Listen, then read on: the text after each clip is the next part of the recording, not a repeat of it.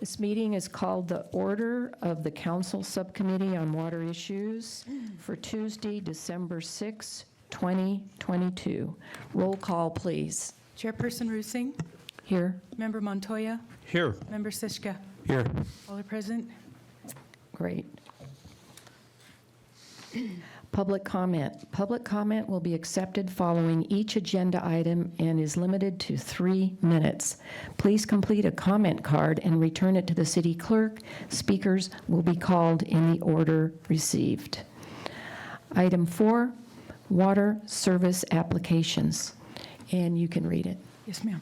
Water service application number WSA 22-020, submitted by Stroh Architecture on behalf of property owner U.S. Veterans Administration.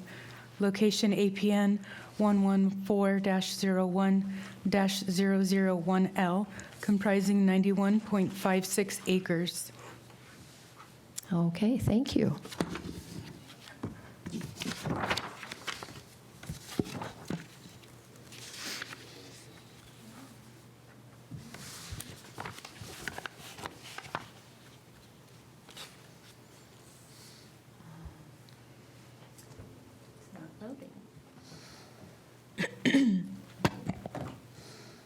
Try clicking it.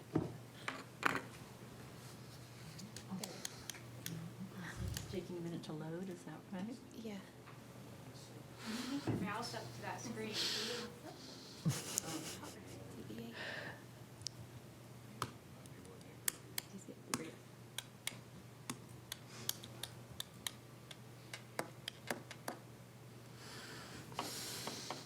It's taking a minute to load, so please bear with me. Should it be taking this long?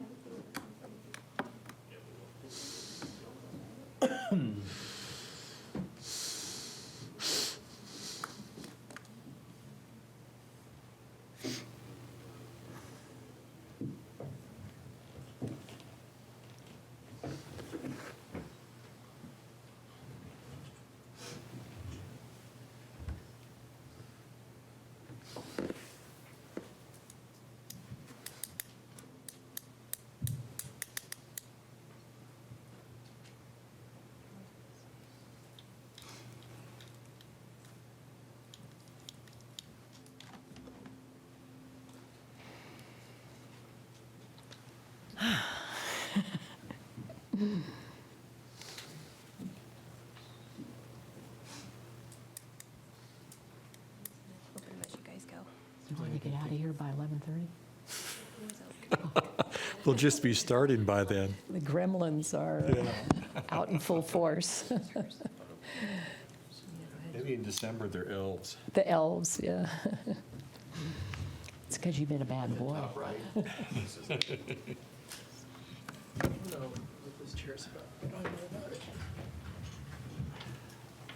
You like that one? The well-worn. Sits weird.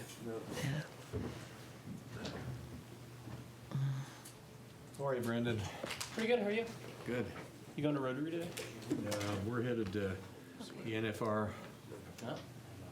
Thanks. Do you guys have a booth, or do you do anything there? Do we have?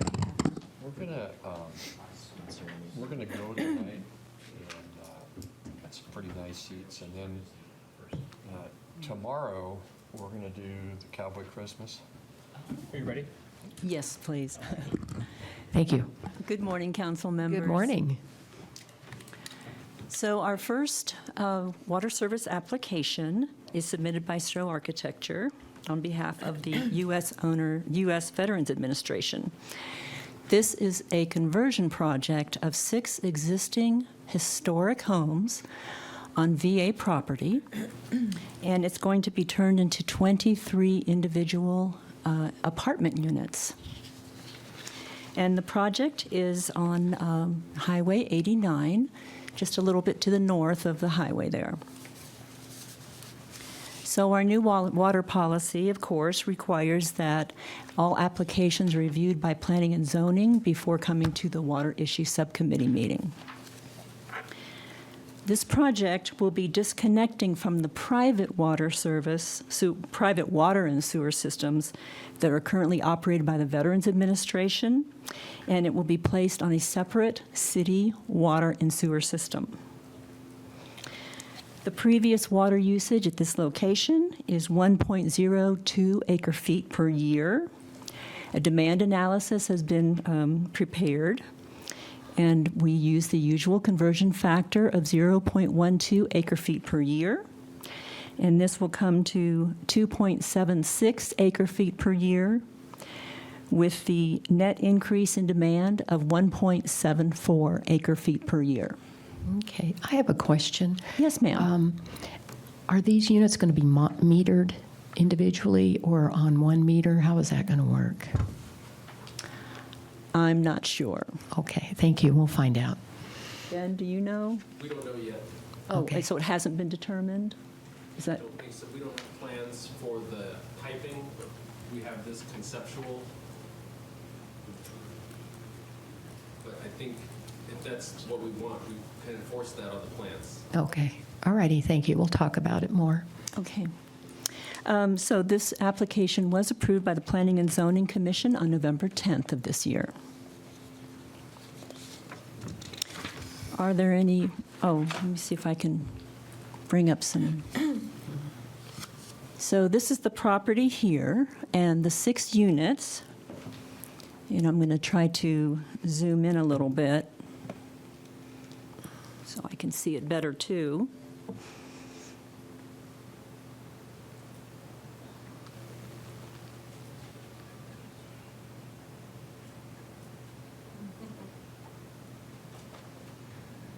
If I can bring this down. Oh, went too far.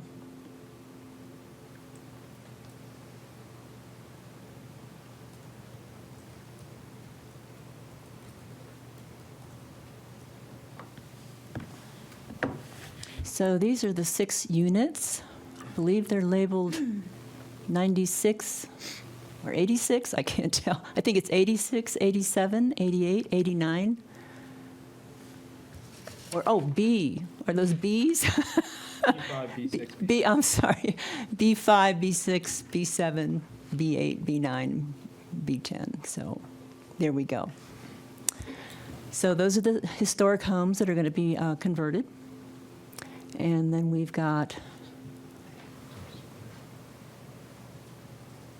and these are the design plans for the project.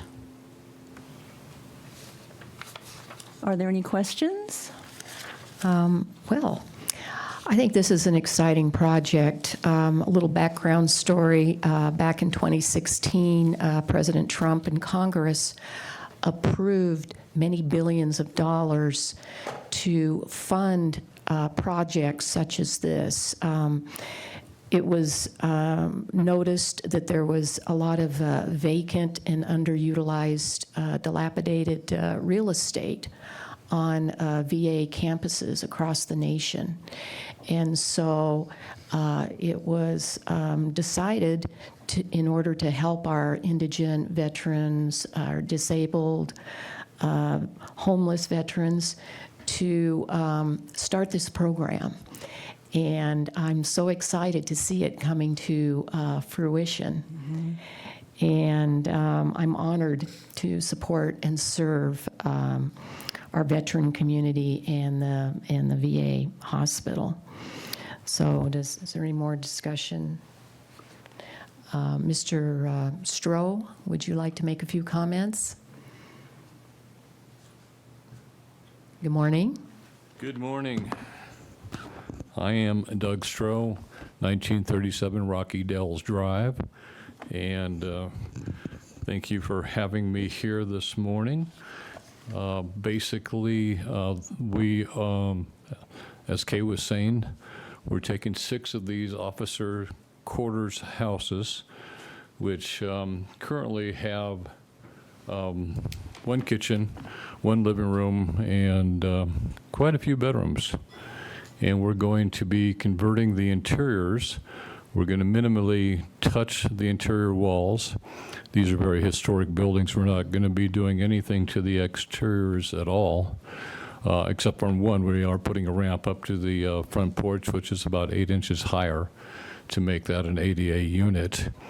So per the long-term lease between U.S. Vets and the VA, they are to disconnect from the Veterans Water System, which is, of course, the Prescott Water System, and have their own water meter and their own water and sewer and utilities, electricity, everything is totally going to be separate.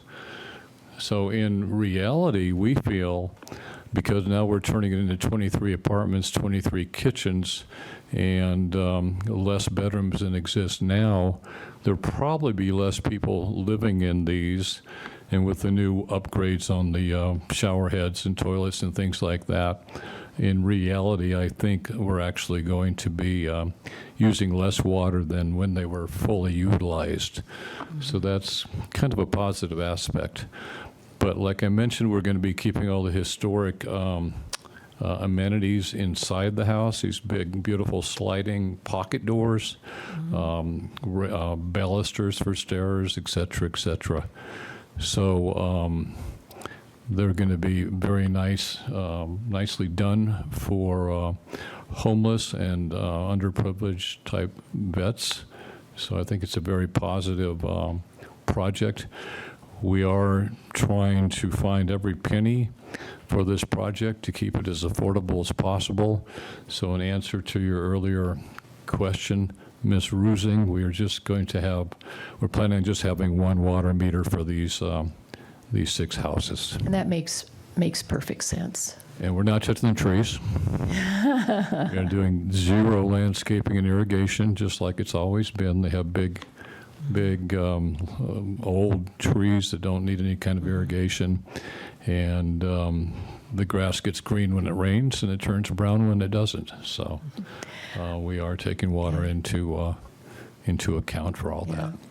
Well, I just think this is a wonderful project. It makes perfect sense to bring the veterans to the VA campus where they're closely within easy access to medical services and other support services. So thank you very much for doing this project. And I hear you have another one in the pipeline, an apartment complex on some vacant land on the north side. Unless you just want to combine the approval for both projects right now. I wish I could. Okay. Okay. All righty. Any other questions? Okay. Thank you for Doug. your time. Okay.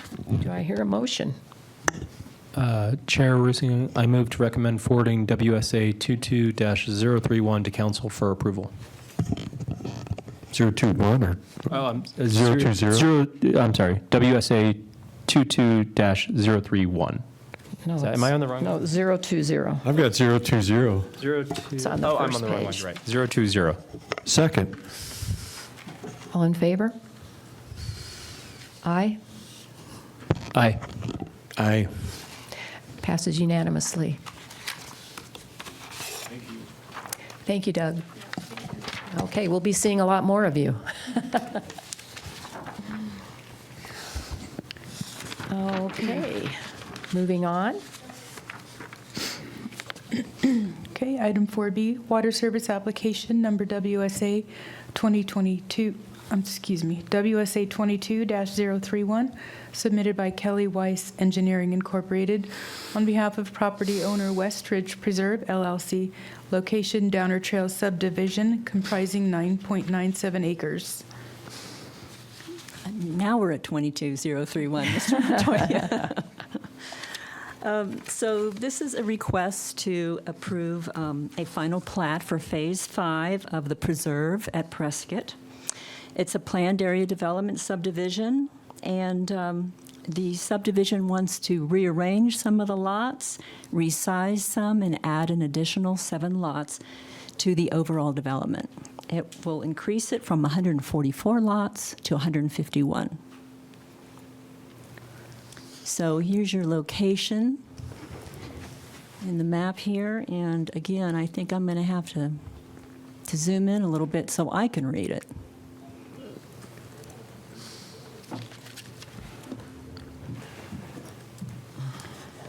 Good. Now I can see it better. So this is Downer Trail, which is the original name of the subdivision, and Oakstone Court. This is a cul-de-sac running down in here. That's the name of the cul-de-sac. And it's off of Ridgewood Drive, and I believe it's going to be approached off of Gale Gardner. Let me reduce that again. Yes, the approach is off of Gale Gardner Way. So this is your location map. And then this is a zoomed-in slide to show the area of interest, and it's also going to include this other lot over here on the west side of,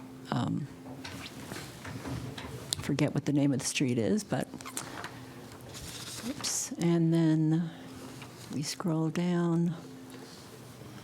Let's see if we can reduce this now.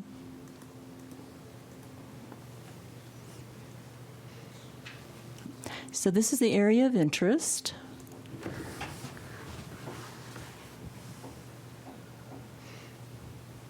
And there are generally 7 lots that are going to be added, and they've been slightly reconfigured.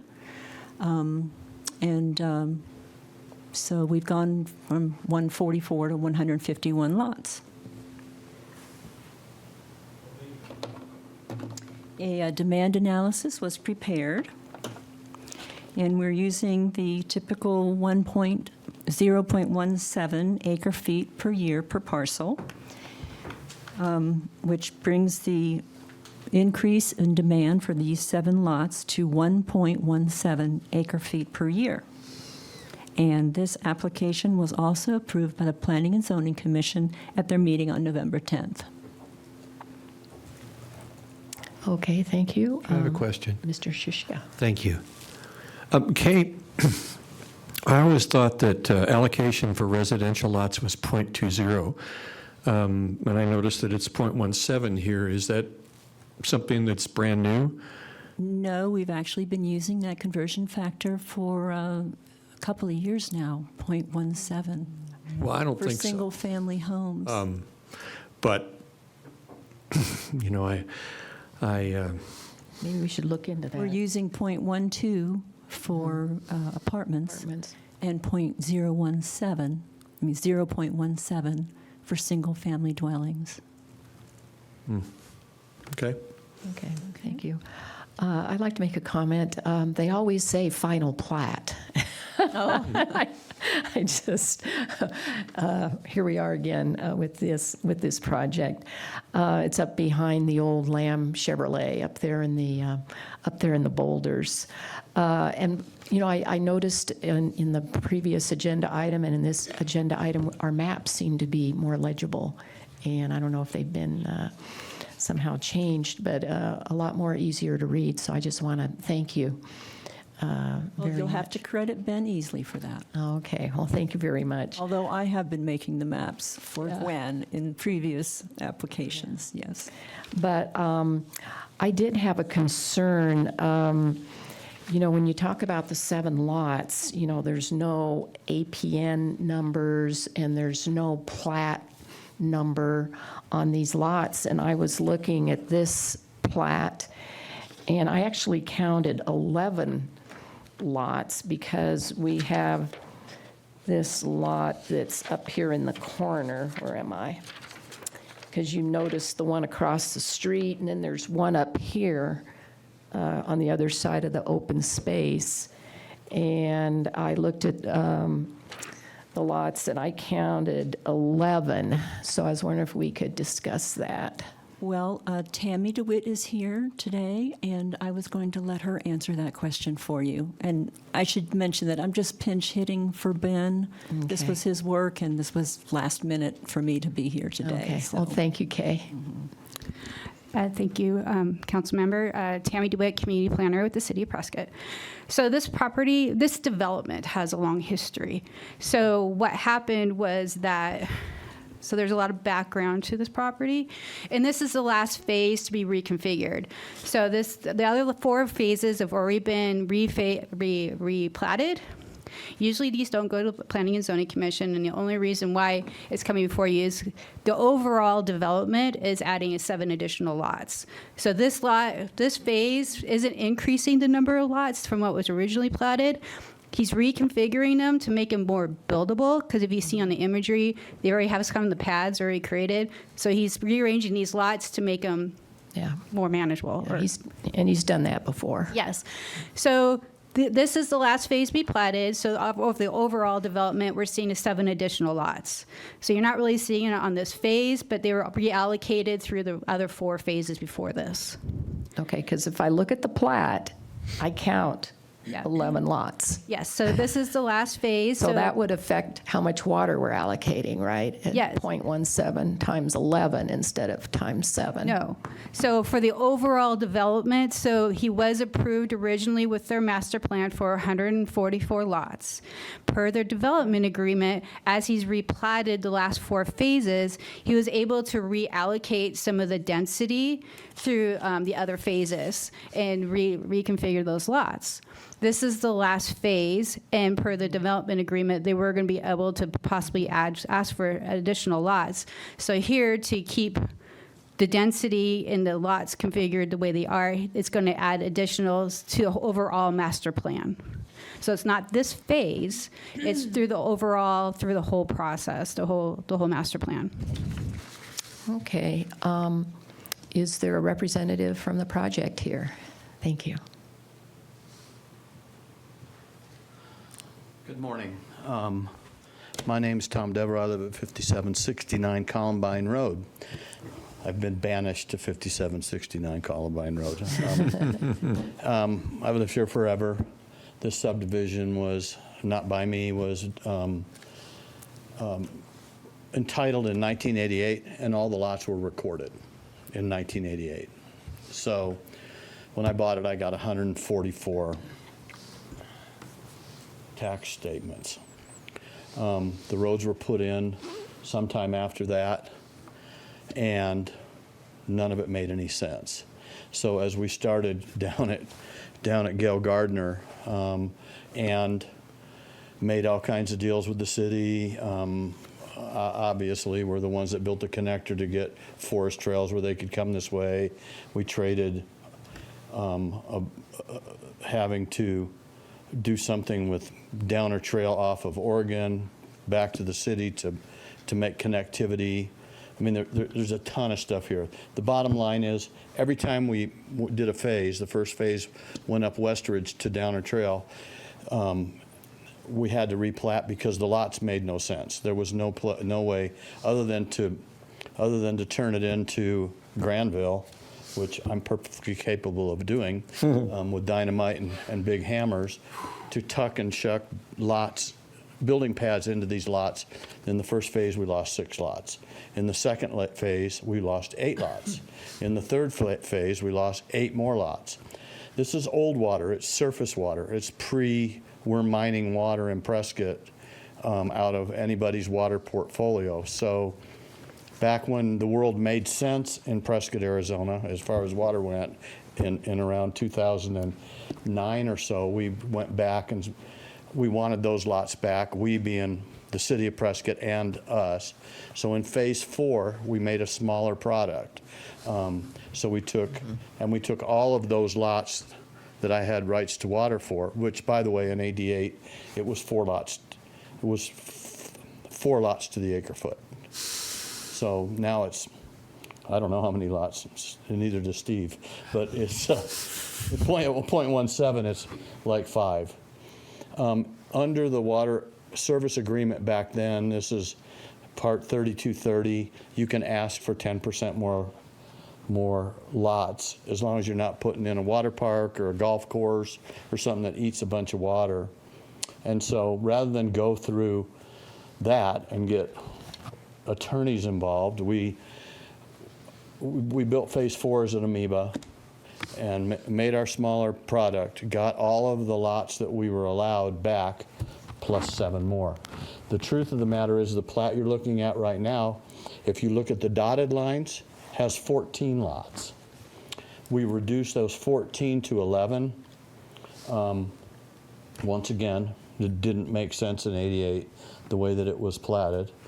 And if you were old enough, you can remember when Don Moon was trying to make the whole thing gated and blah, blah, blah, and blah, blah, blah. And then he brought Mike Fan in to give him some credibility. That didn't even work. So at the end of the day, I've given 30-something acres to the open space.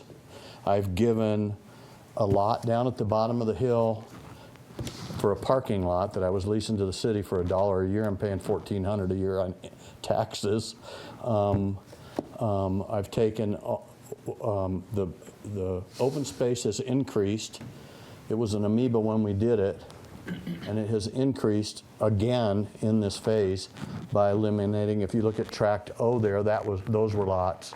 That's why we've reduced the amount of lots in this last phase. That's more open space, like the city needs more open space, but we've helped build the trail through it. You know, we've been a good neighbor, and this is it. When I get done with this, you won't see me again. Well, that had breaks enough. my heart. Yeah, I know. Everybody goes, "What's your next gig?" And it's like, my next gig is I'll be 70. Oh, well, let me ask you this, Tom. So are we doing 7 lots now, and then we're going to do more lots later, or? No, you're not. Tom, could I? Yeah. Excuse me, Chair. What I'm getting out of this is originally there was 144 lots, and you kept redoing the lots, which allowed you to have more lots in this last section, and so you're only 7 above 144. Correct. Okay. So you originally had water for 144 lots. There may be 11 lots there, but you're only 7 over the 144. Correct. Okay.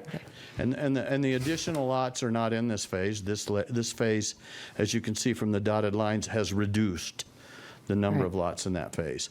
The phase 4 is the phase that we used up all the lots that I collected by replatting and trying to save boulders and trees and deer, pigs, and mountain lions. And we call it, I'm not going to tell you what we call it because it wouldn't help me sell them, but it has a really great view of Walmart. And so it was a good place for a higher density, and it was a planned area development anyway. So Tom,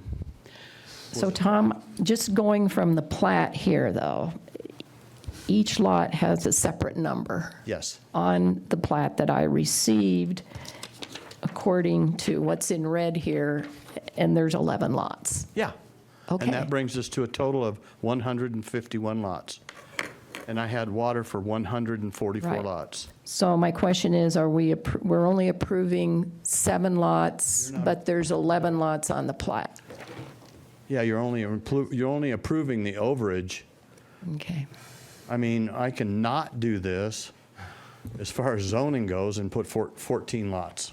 But So- we're so- reducing that too. We already did the, It's not just for this phase. So we're looking at the overall master plan for the whole project. So the last phase was phase 4, which you could kind of see up here. These are the smaller lots that he talks Right. about. I where the remember first those, yeah. the first 3 phases, he lost lots. So he added them to that phase. Now that he's to this phase, when we look at the overall density count for the overall project, now we're at, even though he's going from 14 lots, how it was originally platted for this phase, down to 11, it's 7 more above the original master plan of 144. So we're not looking at just this phase, we're looking at the whole overall project of this subdivision. And so now we're going from a total of 144 to 151. So we're being very fluid here. Yes. Well, we are talking about water here. It's a deep subject, I'm and sorry. it always flows. Because I see, each one of these lots has like 142R, 143R, 144R. And so all these have been combined or reconfigured to match kind of what you see on the ground. So when you look at the building pads now, which this doesn't really show the existing lot configuration on it, that these pads now are with the new plat that you see for you. And we're basically just approving water here and for 7 lots. Correct. For Okay. 7 additional lots for the whole overall master plan. Okay. If, Alrighty. if I hadn't had to ask for water, the replat would have been administrative, but you wouldn't, it wouldn't have to go in front of council. Most of Exactly. them didn't, because we're not changing the right-of-way. Yeah. It would have gone in front of council because it was adding the 7 additional lots, but it would have been an administrative type act to add, just to amend the master plan. And I would like to acknowledge Mr. Devereaux's wonderful efforts for open space, trails, and he has donated some wonderful natural boulder-ridden property to us that looks wonderful. And maybe if you have more to donate, we'd certainly appreciate it. Be a tax deduction too. I think I'm done. Just putting in a pitch. Anyone else? Steve, I did confirm on the city website that it is .17 per the water policy we adopted earlier this year. So I don't know when that change happened, but it is .17 for single-family units. Thank you. So the bottom line is we're using less water than what you, And it's all, like by about, yeah, substantially, but that doesn't matter. The rules have changed, but back in '88, Yeah, .17 should be the number. yes, If it wasn't, it should be. yes. okay. All righty. Any more discussion? Do I hear a motion? I'd like to officially retire Mr. Devereaux and move to recommend forwarding WSA 22-031 to council for approval. Second. And let's have a vote. Aye. Aye. Aye, approved unanimously, and Mr. Devereaux, never say never. Yeah, I know. Thanks, thank you all. Thank you. One last job. Okay. Okay. Item 4C, water service application number WSA 22-038, submitted by Land Development Consultants, LLC, on behalf of property owner Weed Investments Incorporated.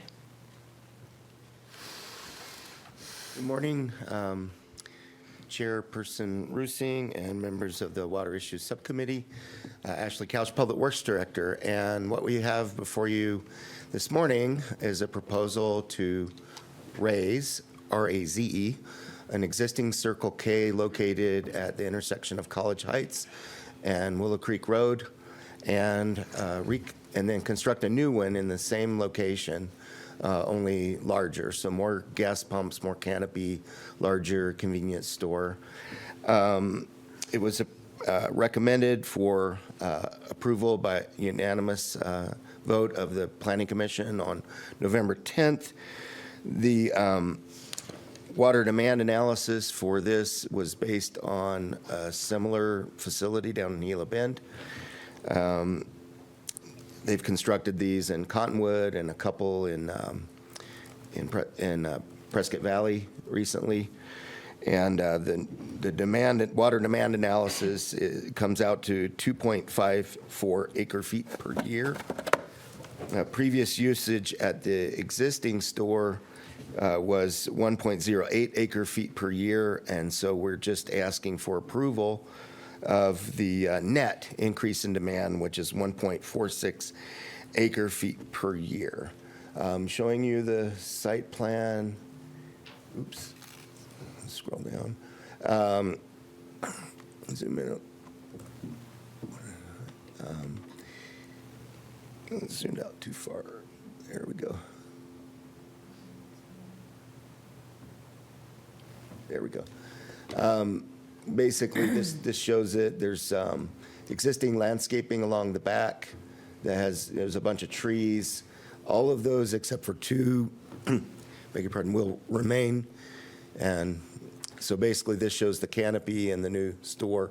There is an existing vacant lot on the kind of northeast side here that they have acquired, and basically they're going to be constructing on those 2 lots. Okay. And so with that, I'll be happy to answer any questions you may have. Well, thank you. This looks like a wonderful project. They got a traffic light on the corner, all ready to go.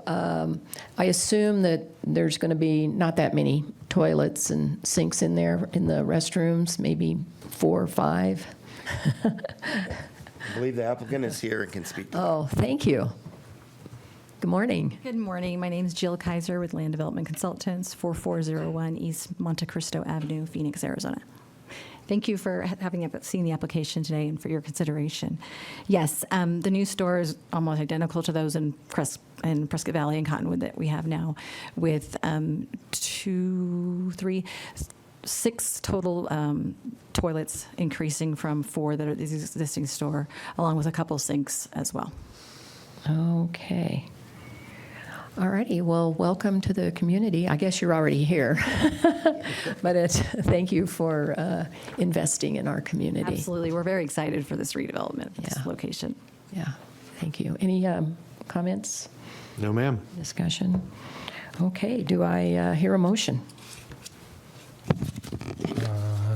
I move to recommend WSA 22-038 to council for approval. Do I hear a second? Second. Okay. All in favor? Aye. Aye. Passes unanimously. Congratulations. Okay, item 40, water service application number WSA 22-042, submitted by Stroh Architecture on behalf of property owner Aspire AZ LLC. Good morning. I come here on behalf of the developer of a site known as Aspire Sports. They've been open since, I want to say, late June, early July. Basically, this is the old Sears building at the east end, southeast end of the mall.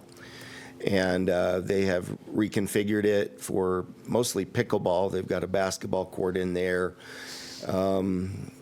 arcade, other things. But mainly it's pickleball. There are a number of indoor pickleball courts here and several that are outdoors as well on the south side of the building.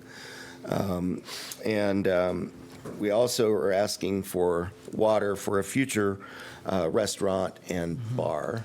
Yeah. So looking at the site plan, this shows where the outdoor pickleball courts are located. They are currently under construction as of last time I heard. And then this is the Sears building there that they're reconfiguring. So anyway, the water demand analysis came out to 2.68 acre feet per year. But then you have to deduct the use at the Sears building when it was Sears, which is 0.5 acre feet per year. So more intensive use, higher water use now than before. And that results in a net increase in demand of 2.18 acre feet per year. So that is the request before you for your consideration this morning. And with that, I'll be happy to answer any questions you have. Well, thank you. As you all know, this is in the old mall, and this seems like a wonderful use of an area that desperately needs some foot traffic and some revitalization. So I think this sounds like a wonderful project. Any other comments? Okay. Is the applicant here? Would they like to say something? Good morning. My name is Jim Thomas. I reside at 681 Driftwood Court, Prescott, Arizona. Thank you very much. Just a couple of comments that I wanted to make based on water usage. We've been open for about 6 months, and we have 6 water bills that show that we're going to use about 0.5 acre feet per year. So I know demand analysis is probably a interesting beast to try to come up with correct numbers, but we won't be using 2.18 acre feet of water. So that being said, the other thing that I think that you guys probably battle against is the city of Prescott. Demands, they go by international building codes. So we were required to put in about 39 fixtures. We probably use about 5 or 6. So just to give you an idea of what you're up against, with some of these things. So we have a lot of extra toilets and urinals that we won't be using, but that is part of the, the international building codes that you have to follow.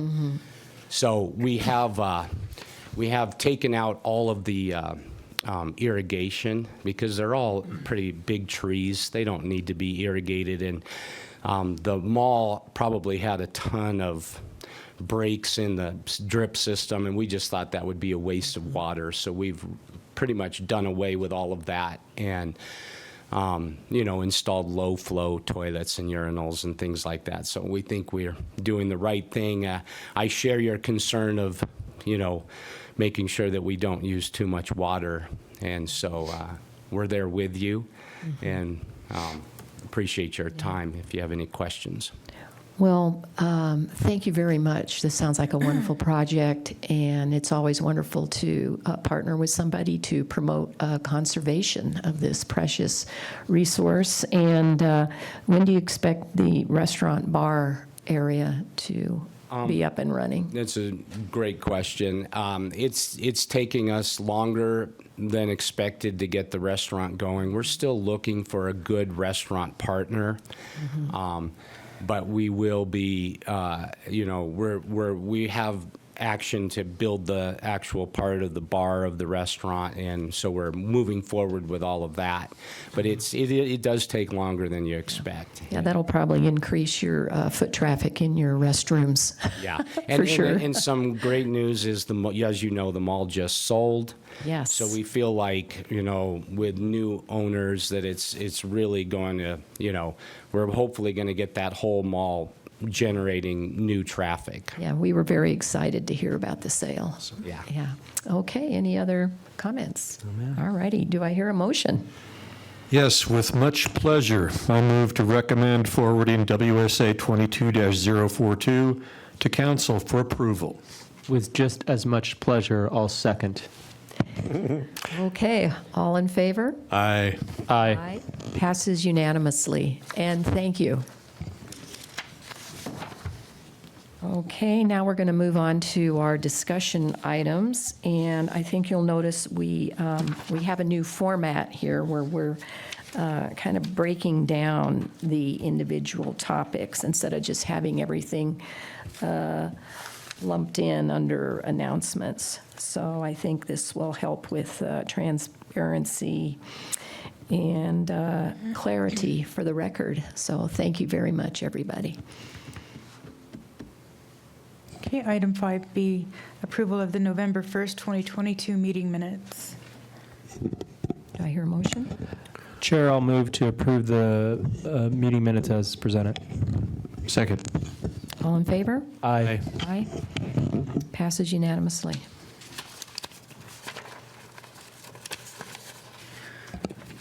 Item 5B, presentation and discussion regarding January to June 2023 residential and non-residential water budgets in accordance with the 2022 Water Management Policy, Policy Number 11. Right. Good morning. So every 6 months, according to the city's adopted water policy, we will bring before first the Water Issues Subcommittee and then subsequently City Council in June and in December a recommendation for establishing water budget for residential and non-residential projects for the next 6 months. Policy 12 sets the residential water budget, and Policy 13 sets the non-residential water budget. So before we move forward, let's look backward at where we've been. How are we doing? And so if you look at the entire balance of what we've done so far, this is what we see. So this is from like April until today. So these are the projects that, for residential, that have had administrative approval, which is below 1 acre-foot per year. It's 11 residential projects. And then there were 2 that were over 1 acre-foot per year, which came before you. And this is not the 6-month period. Again, this is April all the way through today. And you'll see here that this shows that there's been roughly 26 acre-feet set aside, approved by the city council ultimately, and the water budget for that period was 50 acre-feet per year. So basically, there are 24 acre-feet per year that were not set aside for new projects. Now, turning our attention to non-residential projects, there were 22 that received administrative approval in the initial phase of January through June. And then if you look at July through December, there were 13 more. And then the council approval, so again, more than 1 acre-foot per year, none in the first period and 3 in the second period. And if you add all that up, it's 38 total applications. And the city council set aside 33.4 acre-feet per year. And so since, again, the budget of those two combined 6-month periods was 50 acre-feet, that leaves a balance of a little less than 17 acre-feet per year. So city council has not been setting aside all the water that was in the budget for 2022. Now, that can change going forward. So let's look at now a little more specifically what transpired. This is just a breakdown of what I told you before. Now, if you look, this is the period January 1st of 2022 to June 30th, which really started in April with the adoption of new policy. But we added the projects that were approved before the adoption of new policy for comparison purposes, as shown here. And so residential projects in that first 6-month period, 14 acre-feet were set aside out of the 25, leaving a balance of about 11 acre-feet. So looking at the same period, it's the first 6 months of 2022 for non-residential, and you can see a lot of projects approved there, most administratively. And then you see here that there were about 17 acre-feet per year approved out of the budgeted amount of 25 acre-feet, so leaving a balance of 8 acre-feet per year. Now let's look at the next 6 months, and that's the 6-month period that's ending today, or this month when we go to city council. And basically, let's zoom in a little bit here. You can see that a little bit better. Again, the budgeted amount was 25 acre-feet for residential projects, and a little over 12 acre-feet per year were approved, so leaving a balance of about 13 acre-feet per year for residential. And then looking at non-residential, there were 20, again, the budget was 25 acre-feet per year, and the city council approved about 17 acre-feet per year, leaving a balance of about 8 acre-feet per year. So again, this is using less than was budgeted for each 6-month period. Now, when making a recommendation for the next 6 months, you have to look at what's in the pipeline, what's in the queue. Mm-hmm. And we're going to change our recommendation for residential, and I'll show you why. So let me zoom in just a little bit and make this a little easier to see. So right now, applications have already been submitted for Palmer Apartments. That's behind the mall. So south of the mall, it's just that one project that's already in the queue has a water demand by itself of 29 acre-feet per year. And there's another one in the queue that's a 32 dwelling unit apartment complex on Sunset Avenue. That's about 4.5 acre-feet per year. So already in the queue, we've got like 33.5 acre-feet per year. But then we've got the whole rest of the 6-month period from January through June. And we don't know what's coming before us other than these two projects for residential uses. And so we're recommending that the Water Issues Subcommittee recommend to Council an additional 20 acre-feet per year for the next 6-month period, in addition to these two projects that are already in the queue, for a total of 53.5 acre-feet per year for the first 6 months for residential use only. Of course, that's subject to the Water Issues Subcommittee and City Council ultimately to make a final decision on that. Ashley, excuse me, Chair, can I Go ask ahead. a question? Now, is this, for the apartments, is that .12? It is. Okay, thank you. So, all right, so non-residential, this is what's already in the queue. Some of these have not, they've submitted, but they haven't gone that far in the process. So the water demand analysis is something we don't have in hand yet. But just for the projects you see there, the first two, we already know what the water demand is for those two, and then the last two rows likewise. So if you add those up, not including the unknowns for the training building and for the flight training center, that ends up being 7.2 acre-feet per year. And then you add, who knows, 20 or who knows really, for unknown projects that have not come forward yet, as well as the two for which the water demand analysis has not yet been completed. We're going to recommend that we perpetuate the 25 acre-feet per year that has been set aside or budgeted for new projects for the first 6 months of 2023, so 25. So those are our recommendations. I'm happy to answer any questions Chair. you may have. Mr. Montoya. Yeah, so thank you, Chair. Ashley, I have a question. If we were not to take that recommendation to go to 53.49, and if it were to say stay at 25, the Palmer Apartments application, would they would not be able to move forward at all, or would they be able to appeal to council to get a one-off? I guess I'm going back to our discussion we had when we adopted the water policy. It seems like there was a capacity that if someone came forward with an application that took up more than 50% of the budget, that they had a capacity to go to council and say, hey, here are the merits of our project.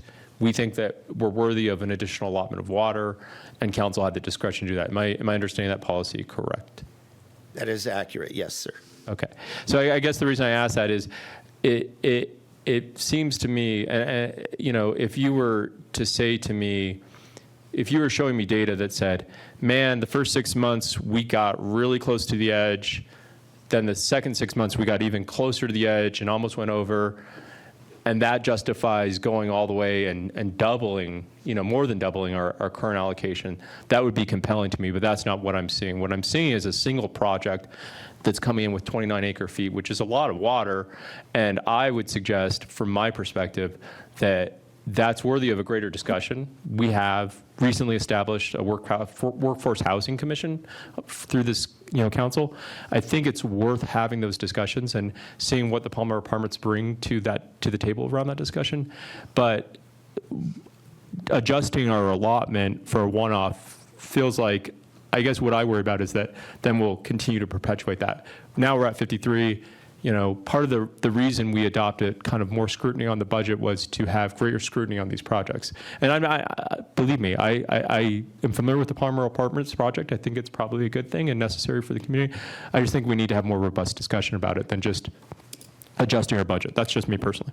Okay, thank you. Excuse me, Chair, could I ask a question? Mr. Shishka. Thank you very much. In answer to Member Montoya's comments, I think it really depends on how valuable it is to the city. And we're not, just like in the last situation, when Mr. Devereaux was up here, we're not being asked to approve lots, we're being asked to approve water. In this situation, we're not being asked to approve the efficacy of the project. We're saying, is it better to ask for it now rather than have them spend the money to continue to put off this project, which is very valuable for the city, to, go through all of this. I know that we want to be very measured with water. But I also think that the value of projects for the city and the revitalization of the mall says maybe we need to have a one-off and get it to council with, a look forward that says, hey, this is going to come to us, and we need to, from a water standpoint, we need to look forward enough to see an extra 20 acre feet. I agree, Councilman Sushka.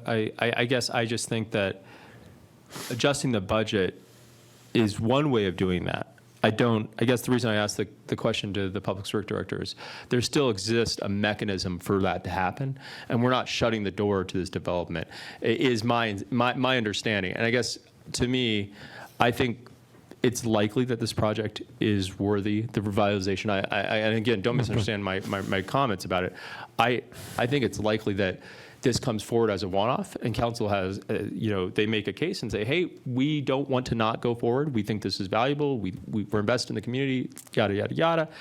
And they make that case, and we say, yep, this is exactly when we were deciding and talking about this water policy. I remember Councilman Tenney saying we should really be able to have robust conversations about one-offs like this, and I think that's what the policy accounts for. And so I'm don't get me wrong, I'm probably a yes vote to get this project and to allocate the water. Sure. I just want to make sure we go through a process that we've already kind of prescribed and agreed to. We're not actually, excuse me, but Chair. Well, we're having I don't want to be rude here. discussion. No, that's okay. But, we're not being asked to approve something today. We're just being informed that, yes, we're going to need, as a Water Issues Committee, to look at another 20 acre feet. I respectfully, I think what we are being asked to do is to increase the budget for residential by more than half, which, is sizable. And if you look at the numbers up here, what is driving that, if you take that specific project off the table, that increase isn't necessary. Okay. Yeah, well, I mean, if you take 53.49 and subtract out 29, you're back down to 25. Okay, well, thank you. Let me unpack a few things here. We've got several things to talk about. Number one, use it or lose it, okay? What do you guys think about if we have some excess acre feet left over from the previous year? Should we roll it over to the next year and maybe apply it to something like this? Or do we just say, you didn't use it, we're going to apply it to our overdraft recharge? So, Chair, if I may, I would say to that point, I think that's worthy of considering, especially in the year that we just had, where Ashley showed us that we left a lot of water on the table, which is a tortured metaphor here.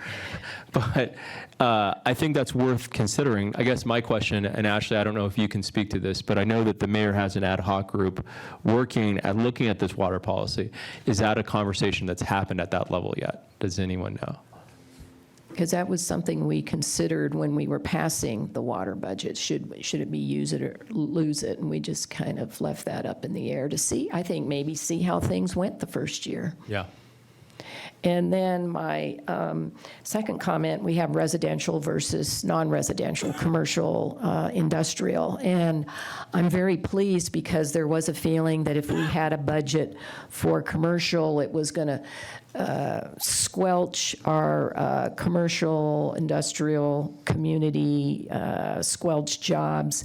And it doesn't seem to have had that effect at all. I'm very pleased. We've had pretty robust, some good projects come to town, and we've maintained our water budget commercially.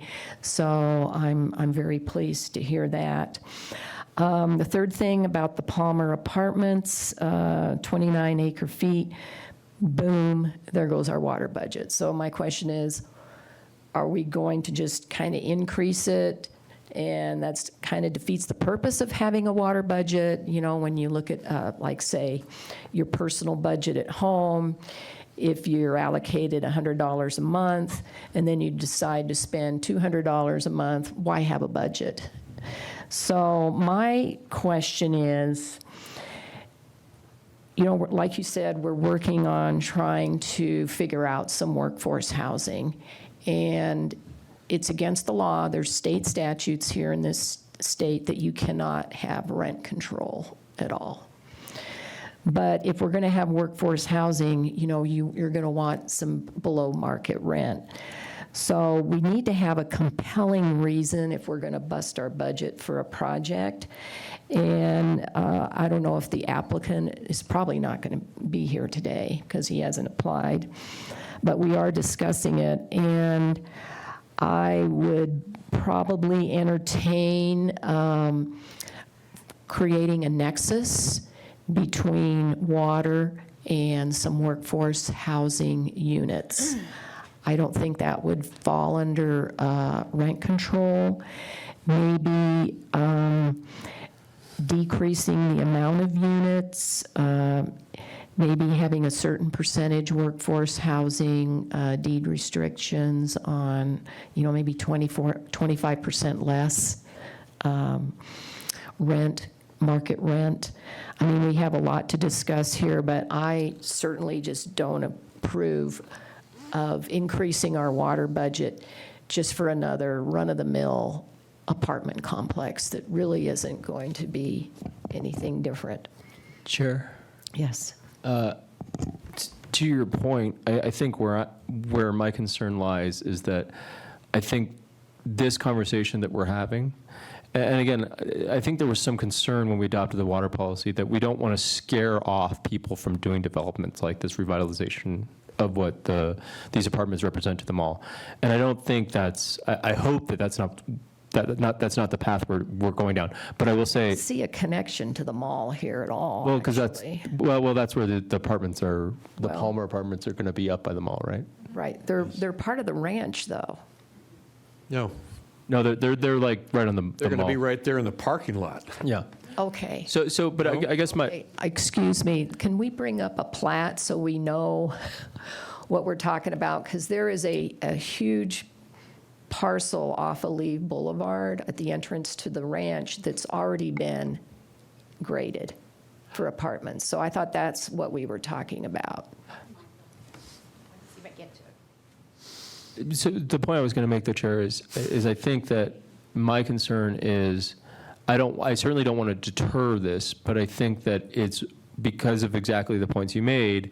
One, I think if we're having a budget and then if you don't have access to it. No, so these are right behind the mall. They're not part of the ranch subdivision. Is this another Stroh project? Is this the Stroh project that No. was?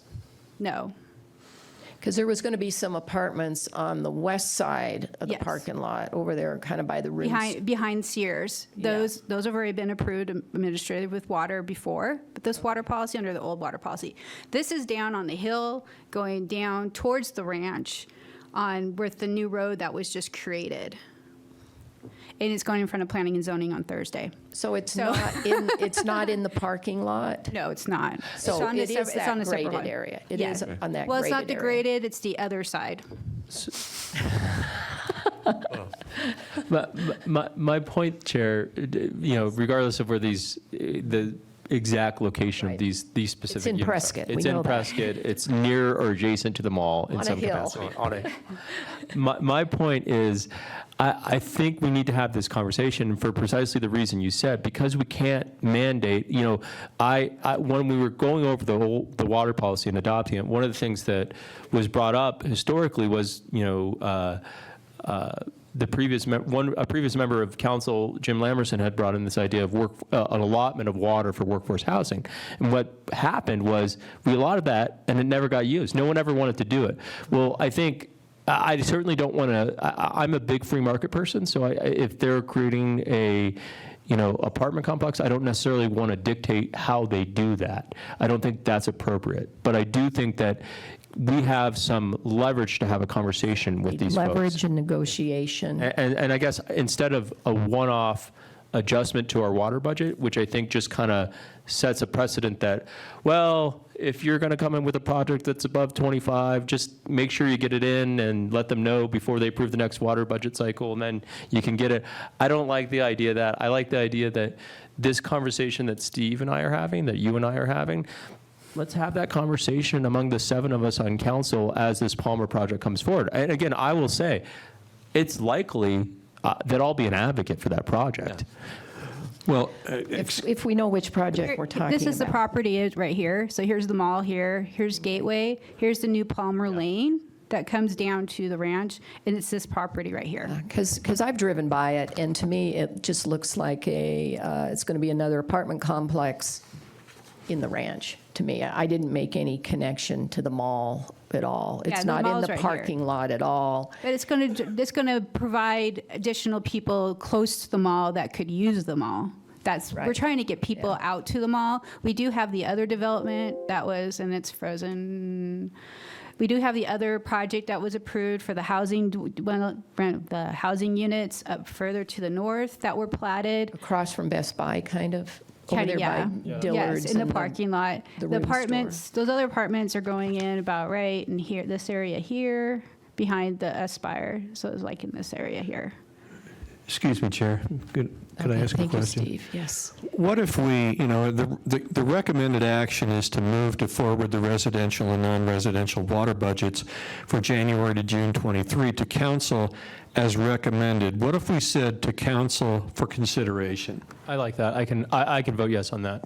Yes, because we do need to maybe have it as a study session, because I think we will have a, I think the concern we run into is we need to be able to probably, I think study session would be probably not expeditious enough, because we need to, it's December, and we're going to need to have guidance for Yeah. staff to move forward with a budget on some level. We do have this sure. other apartment complex coming in on the other side, probably within the next 6 Right. months too, the graded site. So that's another one that may be coming forward. but I really think we need to explore this forming a nexus, water for workforce housing, because if we don't take the initiative, we'll never get any workforce housing done. And we just have to work with the private partner. I have no idea who the Palmers, is it the Palmers of Prescott, or are they local? Does anybody know? They're local. Okay, so we can work with them. Hopefully they're stakeholders who want to invest in Prescott and might be amenable to doing some negotiation with us.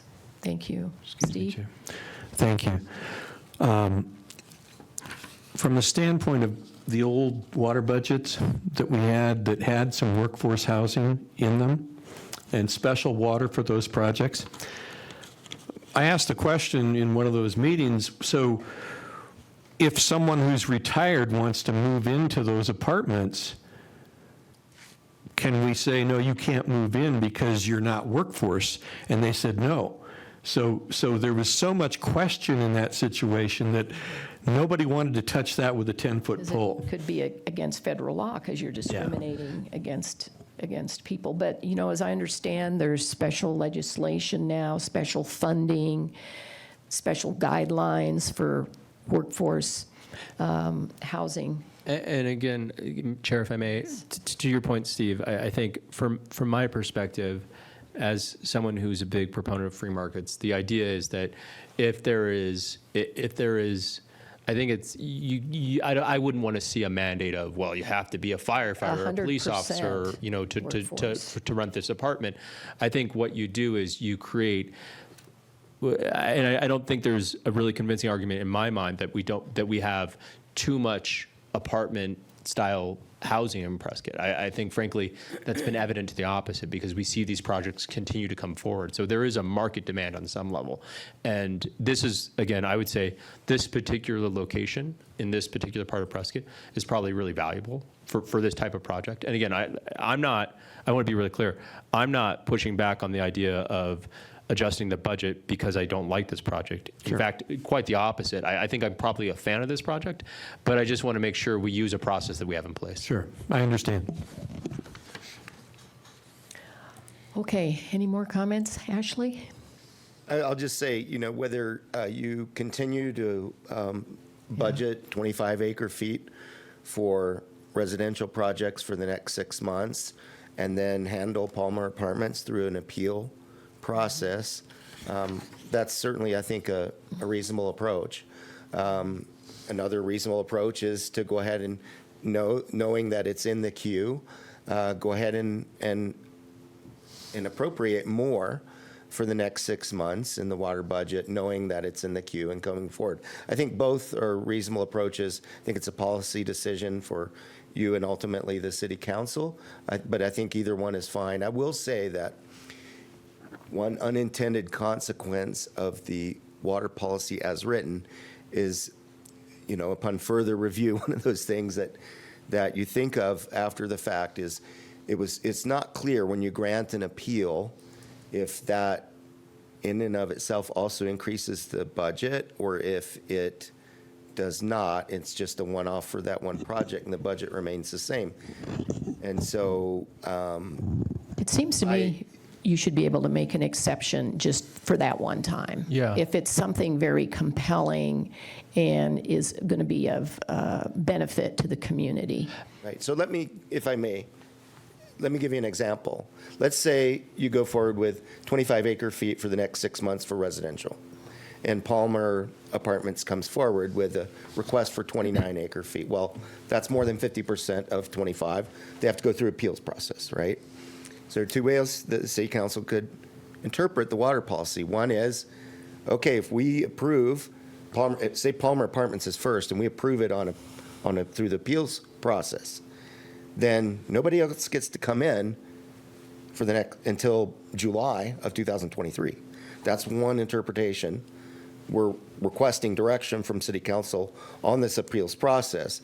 Is that your intended interpretation? Or alternatively, by approving the appeal, it has no impact on the budget. It's just, okay, we're going to approve Palmer outside of this budget process, but then the 25 that you're setting aside, recommending to council today, and then ultimately we go to council this month, then that would remain the same, which would be available for other projects that come forward in that 6-month period, which I would suggest is maybe a more reasonable approach, but that's really up to council. Well, first of all, I just would like to say, for leverage purposes, I would not want to go ahead and say, okay, we're going to go ahead and include that extra water, because then he knows he's going to get it, probably, and that gives up any leverage negotiation that we have. Whereas if we just approve the 25, and okay, now let's talk.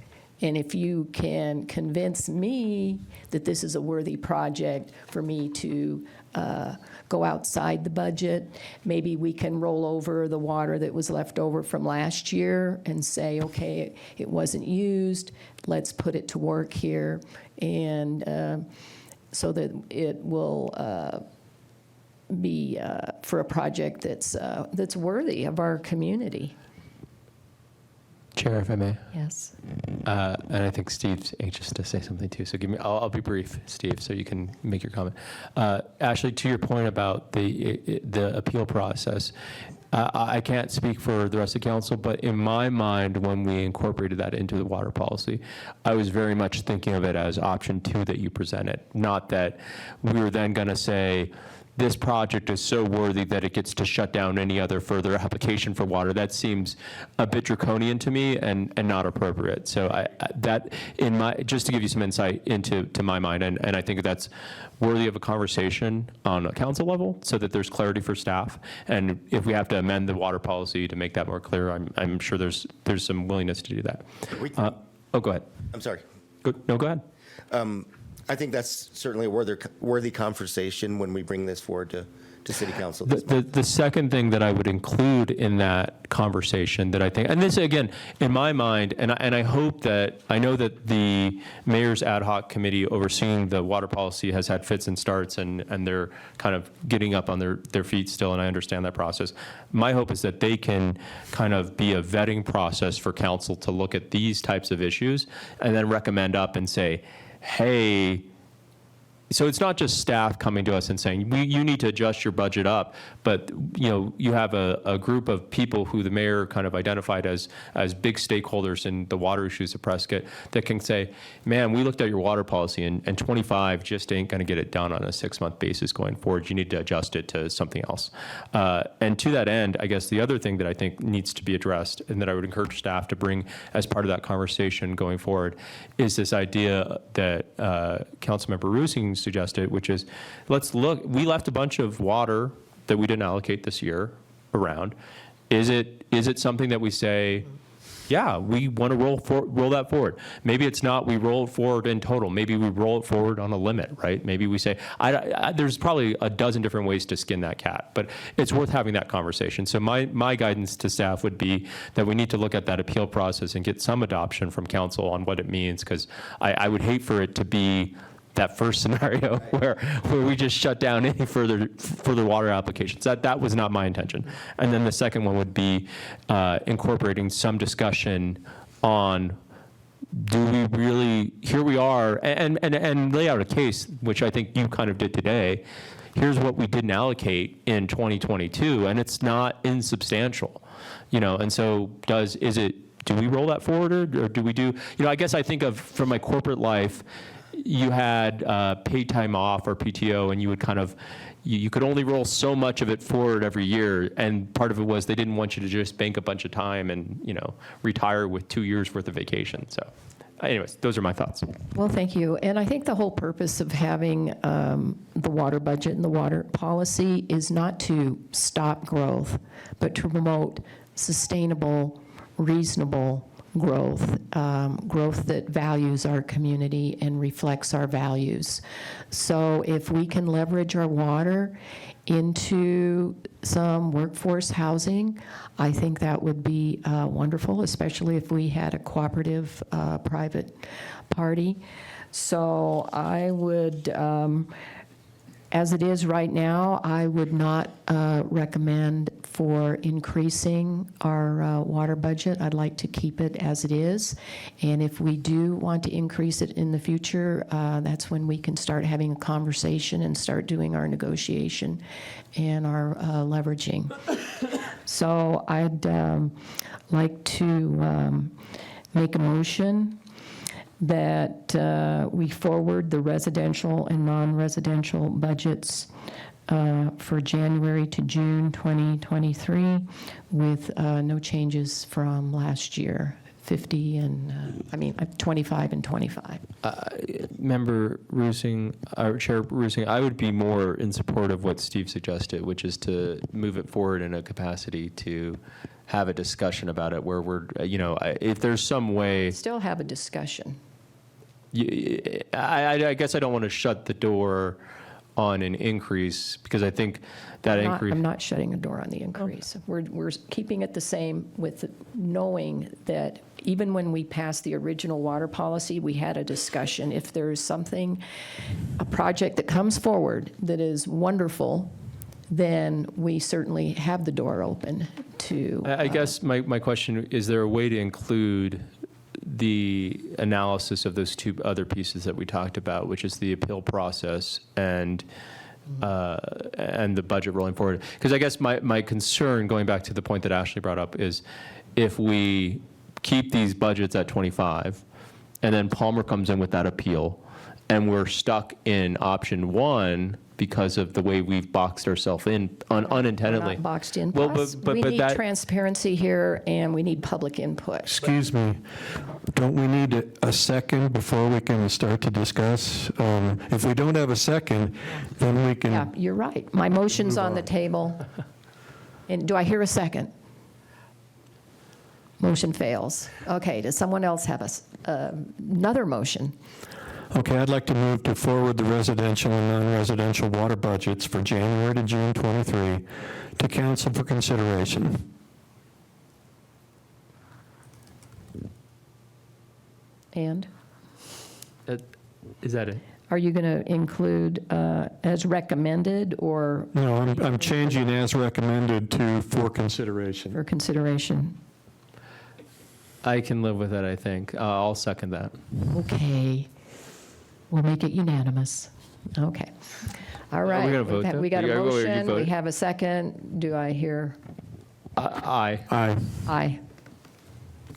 Passes unanimously. Thank If you. I may, I've heard what you've said. We will include these conversations when we bring this forward to city council later this month. So Okay. no All righty. worries there. Okay. Thank you, Ashley. I appreciate it, and I Okay, appreciate thank you. your indulgence of our robust discussion around it as well. Water always has a robustness to it. Brings out the best in us. Yeah. Yes.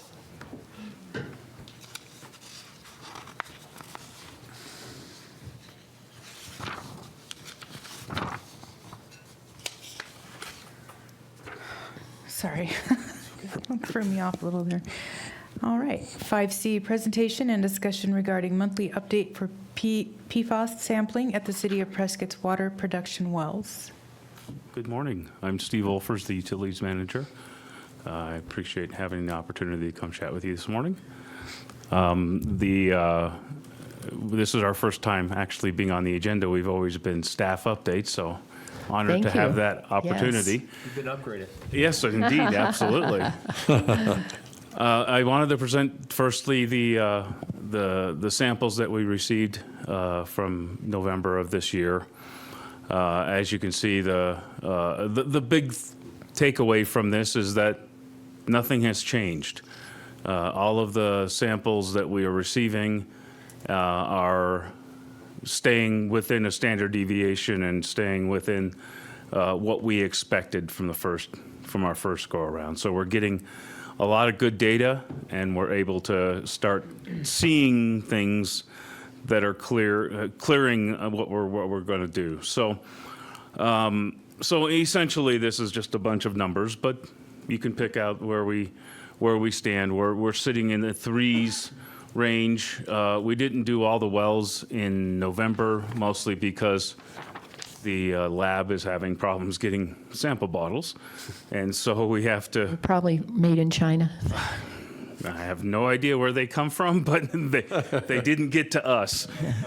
And so we just picked out the wells that we're operating on a regular basis. Our process control continues to be using Chino Well 4 as our primary well, which is the one that keeps coming back as a non-detect for PFAS, and using Chino 2 as a pickup for demand.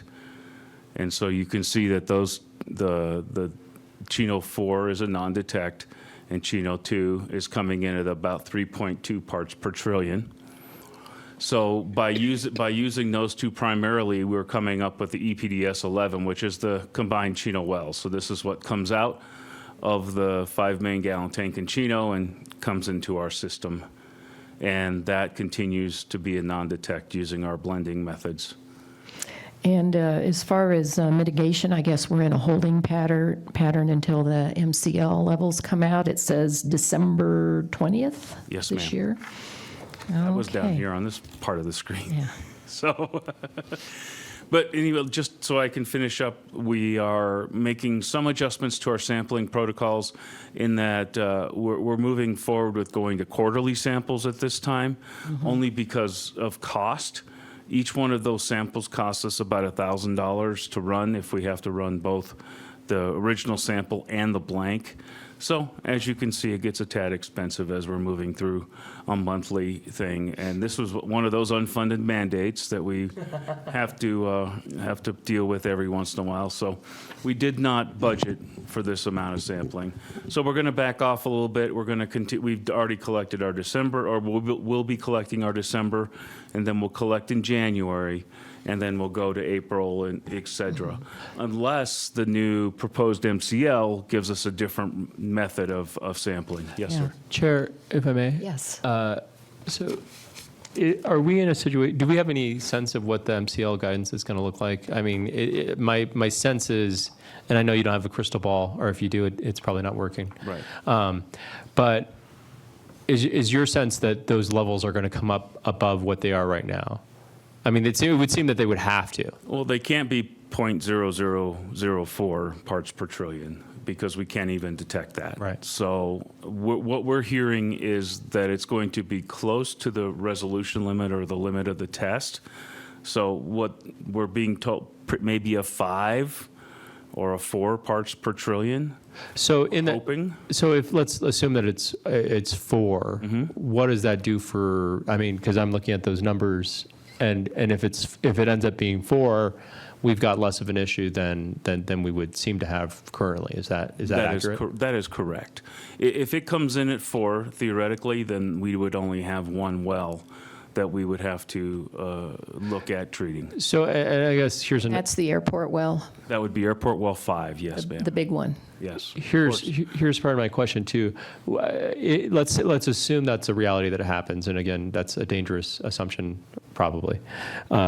But if some reality of that were to happen, where it comes in at 4 or even 5, would it still be the recommendation of the utilities department to continue to maintain some sort of blending schedule so that we're at least going as low as possible, or or is that costly and cost prohibitive? What are the concerns from where you guys stand? I think we're going to have to take a two-phase approach at this, because our well fields are really in opposite directions, or largely separate. So I think at the Chino well field, we'll be able to continue to blend. We have 10 million gallons of blending space with the two tanks. So we have an opportunity to do some blending out there. At the airport, because of the way it's configured, each well is its own entry point to the distribution system. So if we were to choose to treat at those sites, more than likely the most cost-effective method would be to put a treatment on each individual site, much like we have Airport 3 for arsenic. If we continue to develop wells, which we've talked about out in the airport area, maybe we could have at some point a centralized treatment system if those wells also come back with PFAS. So in that reality, you would have essentially like a single entry point into the city water system, and there would be treatment component on that. And this is assuming that we do further development of wells out. Correct. At the airport area. There are different options. We could certainly pump everything into a tank at the airport level and blend from there. Our biggest problem is, as Ms. Rusing pointed out, our largest well has the highest concentration of PFAS contamination. So I don't know if that's going to be a good blending partner. That's where we really have to start looking at our engineering folks and saying, what are our options here? Right. That makes sense. Yeah. Thank you. You're welcome. And let me ask you this, Steve. We have our water ranch out there, the Big Chino. Is there any plans to test that water just to get the data to have in case we need it in the future? I'm hesitant to do so, only in the fact that we don't know which aquifer we might be pumping from in the future. I believe that the Chino aquifer, and I'm kind of speaking off of my topic of knowledge, or the Big Chino aquifer is multiple layer aquifer. And so in most agricultural applications, they go for the first water they can get because they don't care generally what kind of water they have. For our public wells, we would want to be sure we're getting the best water. So I think where our agricultural wells are drilled now are not the same aquifer and would therefore not be representative. So we'd need to drill a test well if we were going to do it. And really, if we were to develop the Big Chino Ranch, all the wells would be re-drilled. We could not use any of the wells that are out there now. Yeah. We could use their sidings, but we can't use the actual well hole and equip that. Yeah. Well, hopefully that's way, way in the future. I would hope, yes, ma'am. Okay. Okay, and then just one last quick thing. We are waiting for EPA to come out with their proposed MCL. ADEQ is still in the dark as of last week. They have some whispers, but for what that's worth, they know as much as we do. So the EPA will put out the proposed MCL by December 20th.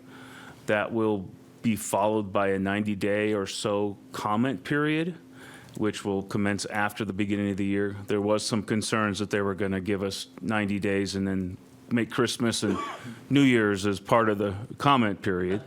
So we hope that they will listen to that recommendation and move the comment period out after the holidays.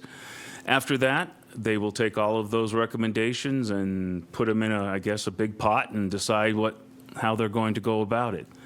Once that is complete, there will be another release of the permanent enforceable MCL, which is supposed to be given to us sometime next year, late '23. Steve, where are we with any funding from the state to help us out? Well, we've made application to the WIFA program for these emerging contaminants. At this point, the next funding cycle, I believe, is in July of '23. So we'll have some much better idea as we get closer. And I think there's going to be a lot of folks who are running to find funding once the MCL is out. Mm-hmm. So we're already ahead of the schedule, being in line by already having a general idea of where we want to be. Yeah. And then once the PFAS MCL is proclamated, then we'll have about a 3-year compliance period. So we don't have to rush out there immediately. I think we've got a lot of work already completed as to what we'd like to see. We're just waiting for that final component, what the MCL is going to be. Yes. And once that happens, then we'll come back to you with our ideas and recommendations and move on from there. Hopefully, it comes in higher than 12 and we don't have to treat it all, right? We can always hope.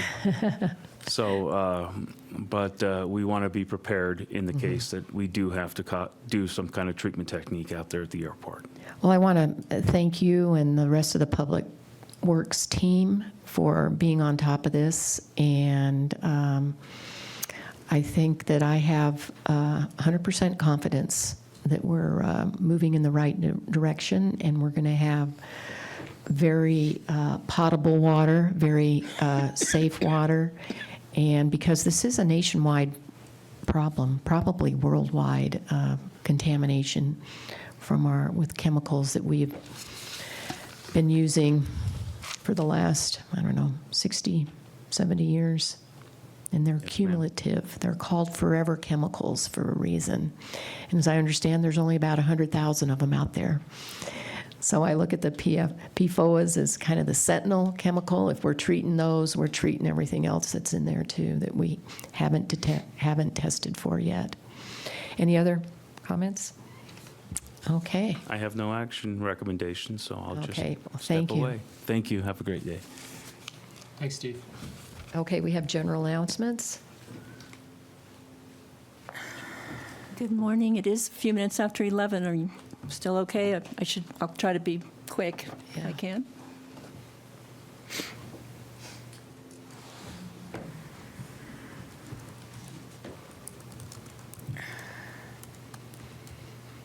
Nope, that's the agenda. Wait.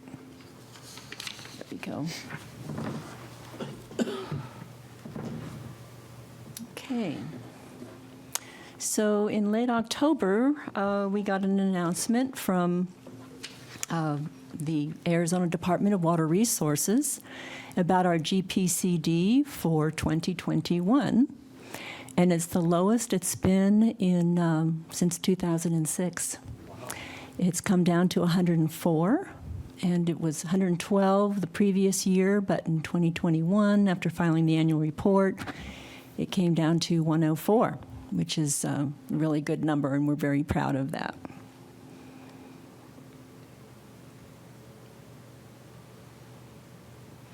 We also had a really low LNU number this past year.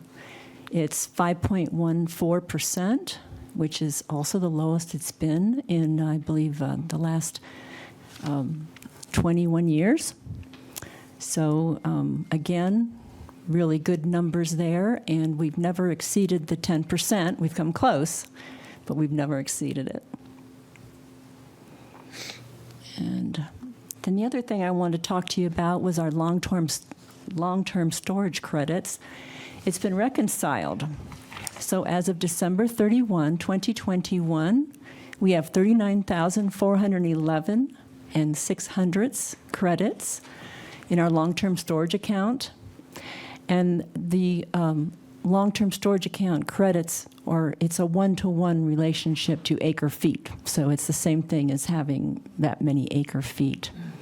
Now, we have pledged in our D&O that we just submitted a year ago, 2,559 acre feet, and that was to cover AED north and south for 753 acre feet, and also the Deep Well Ranch, which we have under contract for 1,850 acre feet of water. So the 25,559, you actually divide that by 100, and so because we're looking at a 100-year supply when we submit our decision and order, so it's really more like 255.9 acre feet that would be put in each year for the D&O. And if you subtract the 39,411.06, that leaves us a remainder of 13,818 acre feet. So we still have almost 1,400 acre feet to use in the future for future development and supplies. Does anyone have any questions?